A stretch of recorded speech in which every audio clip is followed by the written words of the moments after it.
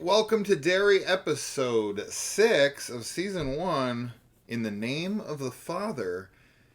Only 2 more episodes. That's crazy. Yeah, bound to happen. I know, it always goes by so fast. It does. Okay, couple notes.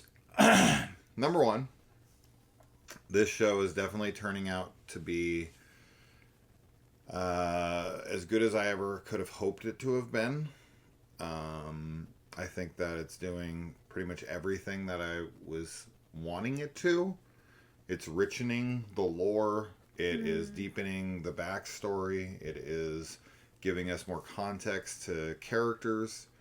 And just, really doing this world building. And this is like everything a prequel should be. Yeah. And number 2, the kid who plays Rich is the cutest fucking kid that's ever lived. It's decided. I don't usually... it's very rare that I find little boys cute. Aw, I find them cute a lot. But, yeah, for me, it's always little girls. Little girls are the sweetest little fucking things ever. I do. Every once in a while, I'm like, that little boy is adorable, right? Yeah. But this rich kid is just... He's so just fucking perfect. awesome. Yeah, definitely a favorite. And I really do hope that he's Richie Tozier's father, too. Because then that means he won't die. I know. Because if I have to watch Rich die, I don't know if I'm going to be able to handle that. I know. I don't want to watch him die. So I also Him hope and Marge. that him and Marge are both Richie Tozier's parents. Their little romance in this episode is probably my favorite thing this show's done. It's so cute. It's so sweet. It's adorable. Love it. I love everything about them in this episode, and this is my favorite episode of the season thus far. Yeah. There's just so many great things in this episode for me. But yeah, I just can't say enough good about this show, but especially about Marge and Rich. Yes.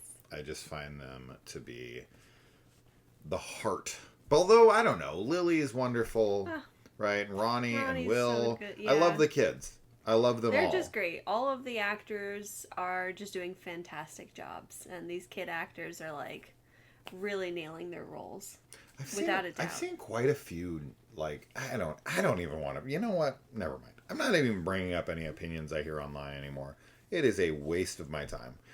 Okay. So this starts with a flashback to the events of what will be season 2, 1935.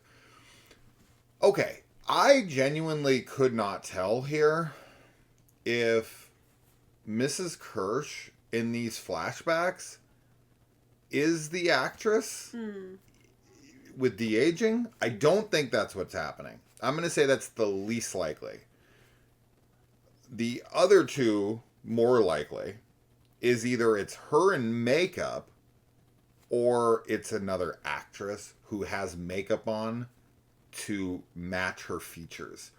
Yeah. I can't tell which one it is. I can't either. I thought it was another actress because there's a few times when, like, I feel like we see her from the side where it doesn't look as much like her. Yeah. I don't really know how you would put makeup on the actual actress to make her look younger. Because of, like, the fine lines and stuff around her eyes. Like, it's so smooth. You can digitally remove those. That's what I would imagine maybe happens. So there's de-aging on the de-aged makeup? Yeah, because it doesn't look like normal de-aging where it's, like very CG looking. Like, I don't feel like it's been super perfected yet. Let us know. Anyway, but it looks great, and however they do it, however it's done, whether it's the actual actress or a different actress, it looks great, and I was really happy to see it. Yeah, whatever it is, it looks very good, and I like it. So I'm assuming we will be seeing her in season 2, whether that's another actress playing her, or if it's Madeline herself that's playing this character. I don't know. Whatever it is, I would assume we're going to see more of her in season 2. Yeah. Which this is very cool because this is going to put such a different weight and context to the It Chapter 2 scene when Bev goes and meets Mrs. Kirsch, and we see the pictures that she sees on her wall are the very pictures that Lily stumbles across up in her attic. So the connectivity is there. Now, the big bombshell of this episode is that, and we already knew this, right? And I had talked about this, how Pennywise stole her makeup, but I guess she stole her father's makeup, and then Pennywise stole his father's appearance, period. Just outright stole his appearance. Yes. And so the bombshell here is that she believes that Pennywise is her father and essentially just sacrifices kids to him so that she can see her father again once every 27 years, because she feels this emptiness without him, and she's paying the ultimate price to feel whole again. And furthermore, with the bombshell, is now we have an answer to why was Pennywise still in that picture at the cemetery. We were like, why did the ghost disappear? Like why is he and still why there? Was he still in there? Because it wasn't him. No, it's because her. It is Miss Kirsch herself, dressed up as Periwinkle, her clown name, and has been stalking Lily. Yeah. And she saw her outside of her house. It was not Pennywise. It was Miss Kirsch. That is crazy. That is huge to me. It makes sense though, because like when we saw him or saw the Pennywise outside of whose house? Outside of Lily's. Oh, is it Lily's? Okay. Anyway, the hair is all different. You called that. And I was like, what is going on? Like, why does he look weird? Is he not like a fully formed Pennywise yet? Like, but yes, it's her, and that's pretty messed up. I think this is a huge revelation, and it definitely you had been suggesting that maybe she was working with Pennywise, whenever she's old and creepy, and I was like, I don't know, maybe Pennywise is using her body and she's dead, but I think obviously that your perspective is actually probably what's really going on, because she clearly is confused about it. Now, I guess you're right, Pennywise is using her to get children, but it also, I don't feel like we fully see that she's giving kids to him yet, because the only kid we see is the first one, and she definitely tries to save her.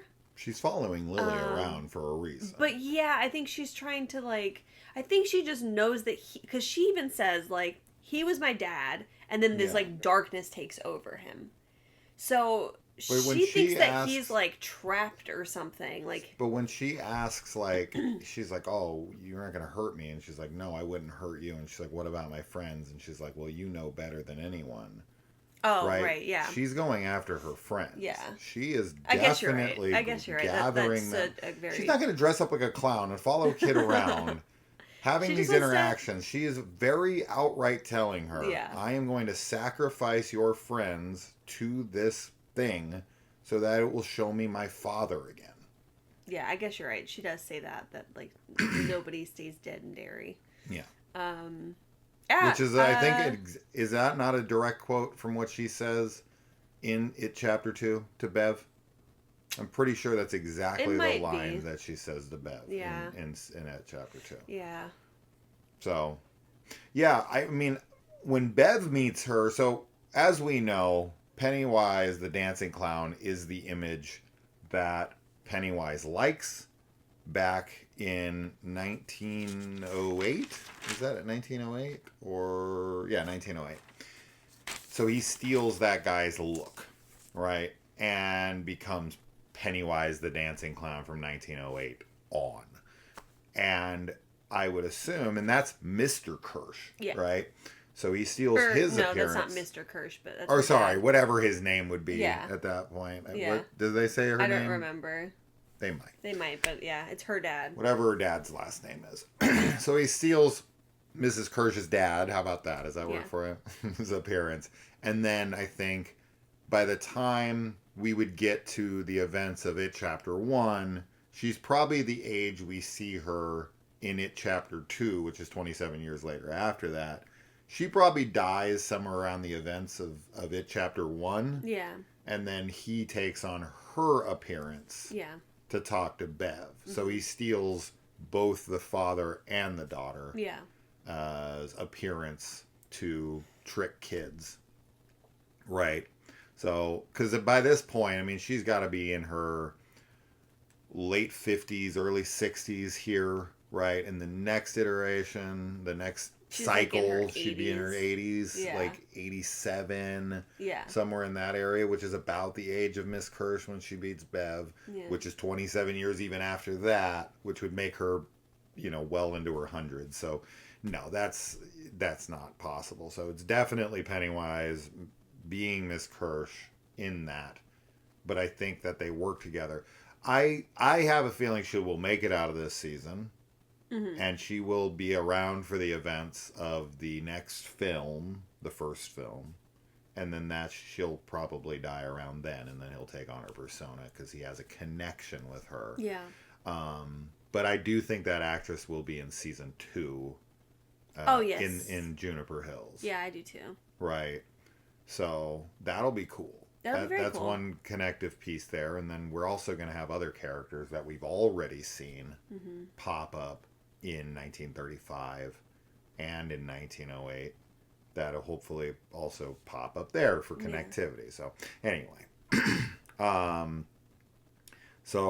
we got the fracturing of the friend group here. Lily and Ronnie have their falling out, and another big bombshell thing here is that Hank has been put up at the Black Spot and is being protected by the Black Airmen at the Black Spot. This makes perfect sense. Yeah, this is what I thought was going to happen. Okay, yeah, that's good. It makes sense. Yeah. Awful. Obviously, the end of this episode is like the freaking Legion of White Brother, whatever. Decency. The KKK, essentially, showing up to the Black Spot. Which is how it's going to get burned down, obviously. Yeah, it's really sad, because, Ronnie gets reunited with her dad, and, like, that part of the reason that the friend group gets broken up is because she doesn't want to leave her dad again, which makes total sense. I mean, she hadn't seen him, because he'd been on the run after being accused of murder and everything. Their reunion is very sweet. It's very sweet, and, everything that happens at the Black Spot, like, this episode is really cool. Everything with Rich and we'll get there. But when Dick looks at the floor in the Black Spot, he says that the ice maker is broken or whatever, and they need to fix it. I don't think that's what happens there. You think? I think he's seeing the future, premonition, and I think that he's seeing the water that's being used from the fire department to put out the fire at the Black Spot. Maybe. I mean, he does say later on that basically the dead, like, tell him things, or that they know stuff that living people aren't supposed to know. Yeah. So, it's definitely possible. He's messed up this episode. And he is, like... It's very interesting, because I know we were sort of talking a little during it, how it's, like, this is maybe... alternate reality version of Hallorann, but like just thinking about the Hallorann in The Shining, and like how he is with Danny Torrance and everything, just very, obviously he's a lot older, so it's not like he can't still become that person, but he is very hurt right now, and Pennywise, like, unlocking that box in his mind and letting him be able to see dead people is like just the end of everything for him, which makes sense because he can't turn it off. Like, that was it being locked away for a reason. And he even, like, we find out that if they start talking to him, or if he talks to them, then it's like, then he can't get their voices to stop, and he'll just be not only seeing them all the time but also hearing them all the time. So it sounds like a nightmare. I mean, I think this perfectly lines up with who Dick would become in The Shining, because he has this breakdown, because he has his low moment, and kids die. Yeah. Because of his failure to act. I think he isolates himself in an area that's, that's far away from things, but also he's not running from his demons anymore. The Overlook is haunted, but it's not like super active until Danny shows up. But it's going to be Jack. Really interesting because, like we've kind of known, the farther you get away from Derry, like the less you remember it, basically. Sure. So it will be really interesting. I still think it imprints on you, your personality traits. Yeah. Anyway, but I mean, I feel bad for him this episode. We get a couple kind of, I think it's just one maybe of the dead people that we see. We see like a soldier with like head blown part off. of his head missing, which is freaky looking. Not good. Yeah, I mean, you have to remember he's locked this shit away since he was 9. Yeah.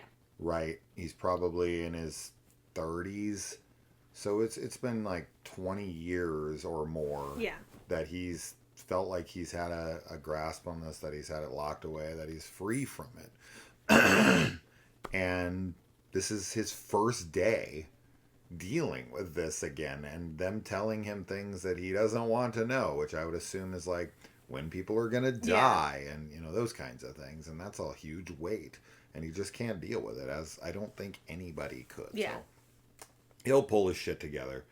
I have full faith in Mr. Hallorann. I like Dick. Quote me. I know you do. Quote me. All right. And then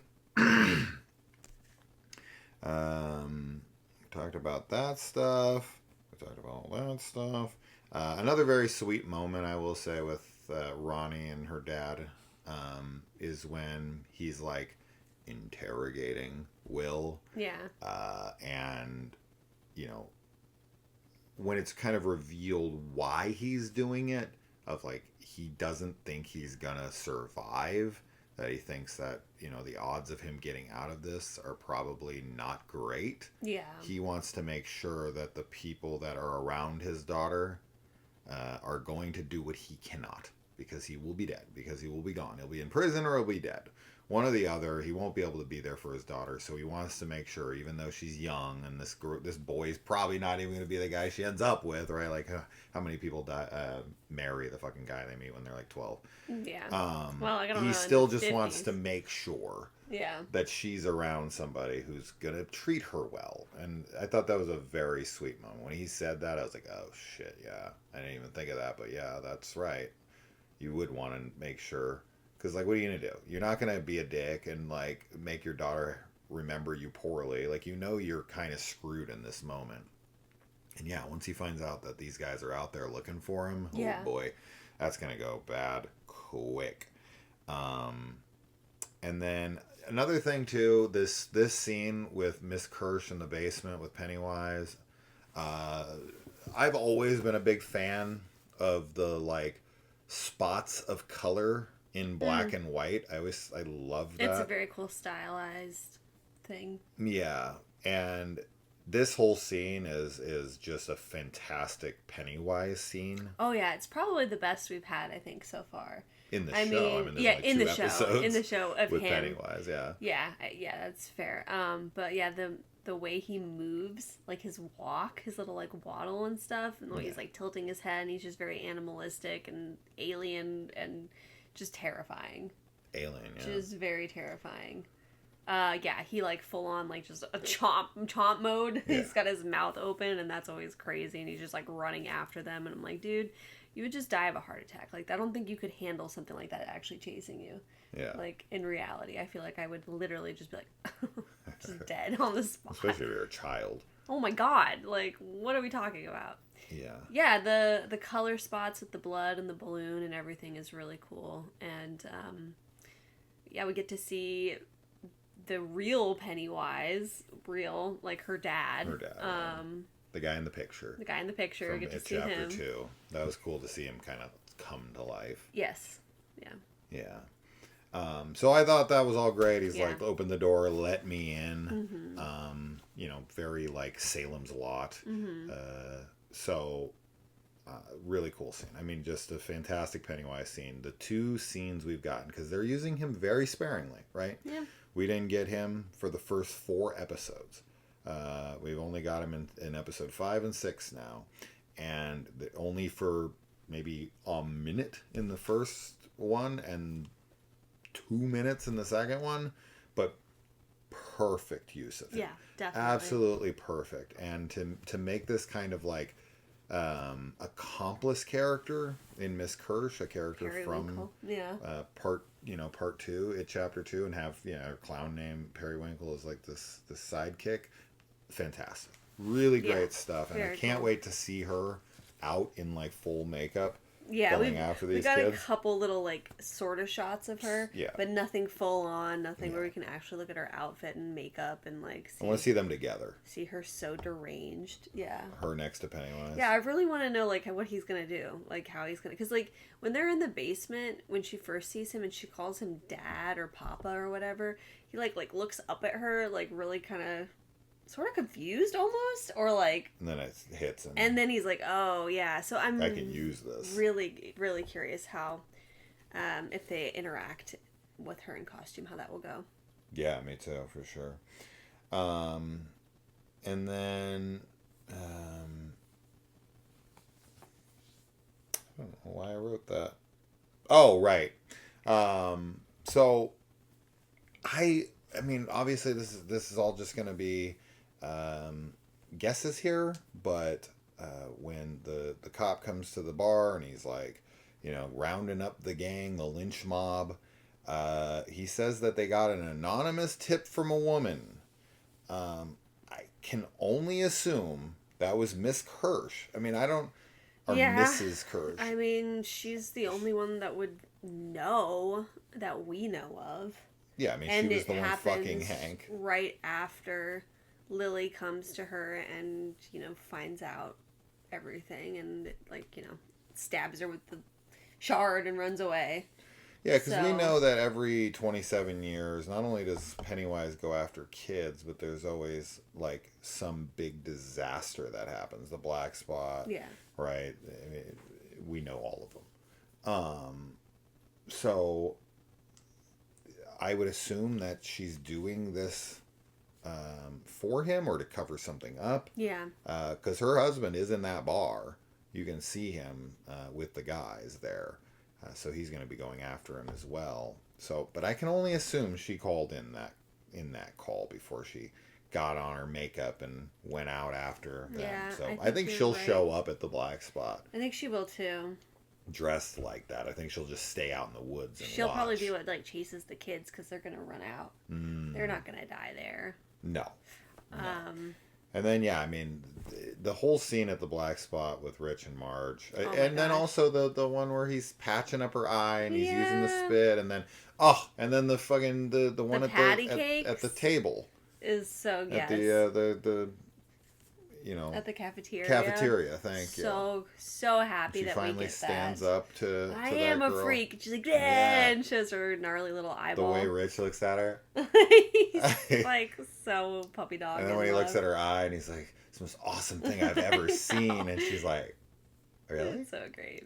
But the way she looks at him when he's drumming. The best. Also, okay, the bartender giving them just straight up alcohol. I love Air Force Coke. Air Force Coke is crazy. He just straight up is like, all right, kids, time to get drunk. The fact that funny. The fact that he's playing with these little drumsticks and then he's like, fuck these, and takes his out, and then he's like looking over at him and doing this, and she's just like drinking it. It's cutest cute. Fucking scene. Her little dance that she does, the little adorable. Yeah. Actually kind of reminded me a bit of my favorite movie, La La Land. Oh, cute, yeah. When Mia's dancing and Sebastian's playing. Yeah. Piano, it's great. She's doing her dances. It was a great little scene. That's just such an adorable scene, and protect them at all costs. Fuck me, I'll cry. I'm really worried about Ronnie, because I could see Ronnie dying here. Ronnie's dying. At the black spot, I mean. Yeah. I don't know. Just because she's with her dad. I don't think there's any way Ronnie or Lily get out of this show Lily, alive. I feel so bad for Lily. Man, Lily is... She's losing it a little bit for sure. She's definitely more aggressive, which we see at the beginning of the episode where she doesn't want anyone touching the shard. I think it's just because she's afraid, really, and she doesn't want to let go of it because she's like, I know this, will protect me. Yeah. But she is aggressive, and then obviously her and Ronnie have a huge fight. But I feel so bad for her when she's at the school, and of course is like seeing her dad, and is just screaming, and the people that are like laughing, like that's just crazy. Like she's like clearly so freaked out by something, and the kids are just like laughing at her. Is it possible that when Lily attacks Mrs. Kirsch and stabs her or like slices her with the shard, that a small piece breaks off in her hand, and when she comes around like Pennywise, he's like revolted by her because of the shard in her hand. And she's like, "Where are you going? Come back!" And he's like, and she gets like pissed off because he leaves, or maybe he kills her or attacks her because she has this little piece of shard. But I guess he couldn't come around it. I was just thinking about the wound in her hand and being like, why would they do that? Because they show her hand being still wounded. They show it again, and she attacks her specifically with that shard that is like his kryptonite. Yeah. It's very possible a little piece broke off in her hand. Definitely. And she's now like kryptonite to him. Yeah, that's a good theory. Potentially. I don't know. Just came to me right now when I was thinking about her hand being cut, and I'm like, oh yeah. I wonder if that wound has any even the smallest bit of it probably would be deadly or not deadly, but affect him. Yeah. Yeah. Sure. Right. I don't know. It's a good thought. Yeah. So yeah, I mean, it leaves off the lynch mob pulling up to the black spot. And awful. Oh boy. Awful. The next episode is literally called The Black Spot. So I'm just this is gonna be the big fight. This is gonna be the sinners, right? Yes. You got the vampires outside of the juke joint. These clowns, like literally. And they're gonna have to fight them. Yeah, it's awful. It'd be funny if Mrs. Kirsch's husband had a clown mask on. He might actually. I think he does. Because he's one of the, like, kind of larger guys, and I feel like I did see one of them with a clown mask on. Oh, that'd be funny. I'd have to look again to see. That would he be should. Very interesting. Because he's around a woman who's obsessed with... I mean, he would know her past, right? Yeah. Right? I hope he dies. Yeah. It'd be funny if it was like that scene from Django Unchained when... They're all like, they get their hoods to go out, the KKK writers, and like they're complaining about the holes in the masks, and it's like, my wife spent all night cutting these up for you. It's like one of my favorite fucking scenes. Pulp Fiction again. What did I bring that up in? You said Django. Or Pulp Fiction, I'm sorry. Quentin Tarantino again. Yeah, we talked about that recently. Was it in this? No. I think it might have been... It wasn't Creep Tapes. It was not Creep Tapes. I don't remember. It was one of our like kind of recent ones. Anyway, that's that. Great episode. Wonderful. Definitely, probably the best of the show so far. I think. For me, you're right. Yeah. So. No, it was Pulp Fiction. Yeah. Oh, that's funny. It was the last episode. There we go. I connected it to Tarantino again. You did. I'm gonna have to do it every episode from here on. We'll try. You'll try. I won't. Oh, and Kaylee wants a correction on that. I guess she does not love Quentin Tarantino movies. I apologize. I spoke for her, and I shouldn't have. Oh, yeah. I thought we... Oh, no. I guess we didn't have that conversation on camera. No, for some reason, I thought we did. We did not. I am not a huge Tarantino fan. I don't hate him, but I don't love him. I think he's fine. That's fine. He showed up in the Muppets Wizard of Oz. That was so weird. Which was very weird. We're watching all the Muppet movies. Him with Kermit. All of them. Yeah. Every one of them. I'm not saying that in a negative way. I'm saying there's way more than you think there is. There's made-for-TV ones. We're going to watch Swamp the Swamp Years, which is about Kermit before he, goes to Hollywood. I don't think that our fans care here. You should. If you don't care about the Muppets, you should. I agree. Anyway, that's that. That's that. And what's your favorite Muppet movie? Yeah, what's your favorite Muppet movie? Muppets Christmas What's your favorite Carol. Muppet? Who's your favorite Muppet? And what Muppet movie should we watch that you think we haven't watched? We've watched them all. You don't know yet. Yeah. Bye, guys.